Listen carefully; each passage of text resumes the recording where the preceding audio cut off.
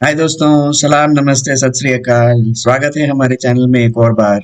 आज के वीडियो में हम देखेंगे कि हैदराबादी रेड चिकन कैसे बनाते हैं। ये हैदराबादी रेड चिकन जो डिश है ये काफ़ी पॉपुलर होता है हैदराबादी शादियों में, और लोगों को जनरली ये मालूम नहीं होता है कि ये घर पे बड़ी आसानी से बन जाता है। तो आज हम आपको बताते हैं बड़ी आसानी से हैदराबादी रेड चिकन किस तरह बनाया जाता है। साथ बने रहिए।